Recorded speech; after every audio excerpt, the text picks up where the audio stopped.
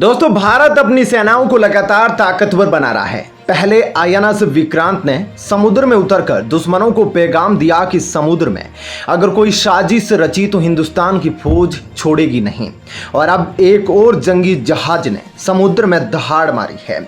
इस रणवीर का नाम है तारागिरी। स्वदेशी स्टेल्थ ब्रिगेड को भारतीय नौसेना में शामिल किया गया है, जिसके बाद इंडियन नेवी की ताकत कई गुना बढ़ गई है। दोस्तों, समुद्र में हिंदुस्तान ने एक और जंगबाज को उतार दिया है और जिसने समुद्री लहरों पर हुंकार भरी है। दोस्तों, भारतीय नौसेना को एक और सिकंदर मिल गया है। दोस्तों, जमीन से लेकर आसमान तक हर मोर्चे पर हिंदुस्तान की ताकत लगातार बढ़ रही है। हिंदुस्तान अपने तर्कस में ऐसे हथियार जमा कर रहा है जो पलक झपकते ही दुश्मन की कब्र खोदने का मादा रखते हैं। समुद्र के मोर्चे पर हिंदुस्तान की नौसेना में ऐसे शिकारी आ रहे हैं जो दुश्मन की जल समाधि बनाने का दमखम रखते हैं। दोस्तों, इस मिशन के तहत भारत को एक और योद्धा मिल गया है जिसका नाम है तारागिरी। दोस्तों, भारत के नौसेना में guided missile brigade INS Taragiri शामिल हुआ है। यह एक 6670 टन के वजन का जहाज है जो कि हाईली मॉडर्न है और इसे मॉड्यूलर टेक्नोलॉजी से बनाया गया है। मतलब देश के अलग अलग हिस्सों और भाग में इसके पुर्जों को बनाया गया है। फिर उसके बाद उसके कलपुर्जों को मंझगांव डॉक लिमिटेड मुंबई में लाकर असेंबल किया गया। दोस्तों, स्वदेशी वॉरशिप तारागिरी भारत की सेना के बेड़े में शामिल हो गया है। इस युद्धपोत में लगभग 75% स्वदेशी उपकरणों का इस्तेमाल किया गया है और गढ़वाल में स्थित हिमालय श्रृंखला के नाम पर तारागिरी रखा गया है। यह जहाज P-17A ब्रिगेड का अपग्रेडेड वर्जन है। यह प्रोजेक्ट 17A फ्रिगेट्स का 5वां जहाज है। यह जहाज P-17 फ्रिगेट्स शिवालिक क्लास का उन्नत संस्करण है और यह बेहतर स्टील्थ फीचर्स, अत्याधुनिक हथियार और सेंसर और प्लेटफॉर्म मैनेजमेंट सिस्टम से लैस है। तारागिरी पूर्ववर्ती Taragiri Leander class ASW frigate का पुनर्निर्माण है।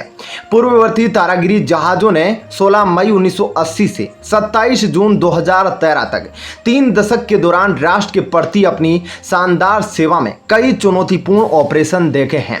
स्वदेशी रूप से डिजाइन किए गए इस पोत में अत्याधुनिक हथियार, सेंसर, उन्नत कार्रवाई सूचना प्रणाली, एकीकृत मंच प्रबंधन प्रणाली, विश्व स्तरीय मॉड्यूलर रहने की जगह, बिजली वितरण प्रणाली और कई अन्य उन्नत सुविधाएं हैं। इसे सतह से सतह पर मार करने वाली सुपरसोनिक मिसाइल प्रणाली से लैस किया गया है। युद्धपोत तारागिरी पर एंटी एयर वॉरफेयर के लिए भविष्य में सरफेस टू एयर में मार करने वाली 32 ब्राक 8ER या भारत का सीक्रेट हथियार VLRSAM मिसाइलें तैनात की जा सकती है। इस पर ब्रह्मोस मिसाइल भी तैनात की जा सकती है। इससे युद्धपोत में एंटी सबमरीन वॉरफेयर के लिए 2 ट्रिपल टॉर्पीडो ट्यूब्स है। हेलीकॉप्टर के लिए एनक्लोजर हैंगर भी है जिसमें 2 मल्टी रोल हेलीकॉप्टर रखे जा सकते हैं। इस युद्धपोत में एक 76 मिलीमीटर की ओटियो मेलारा नेवल गन के अलावा 2 AK-630M CIWS गन लगाई जाएगी। भारतीय नौसेना के तीसरे स्टील्थ ब्रिगेड तारागिरी को प्रोजेक्ट 17A के तहत तैयार किया जा रहा है।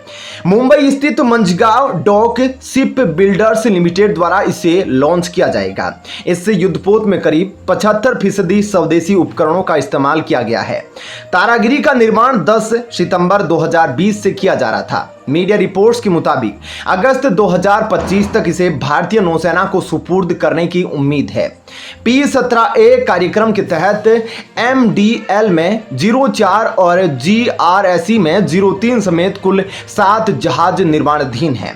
2019 और 2022 के बीच अब तक 4 P-17A प्रोजेक्ट शिप MDL और GRSE के 2 लॉन्च किए जा चुके हैं। P-17A जहाजों को भारतीय नौसेना के युद्धपोत डिजाइन ब्यूरो द्वारा इन हाउस डिजाइन किया गया है। यह एजेंसी राष्ट्र के सभी युद्धपोत डिजाइन गतिविधियों के लिए अग्रणी संगठन है। तो दोस्तों, ये तो थी जानकारी आईएनएस तारागिरी जहाज के बारे में। आप क्या कहना चाहेंगे इसके बारे में हमें अपने जवाब कमेंट करके बताइएगा।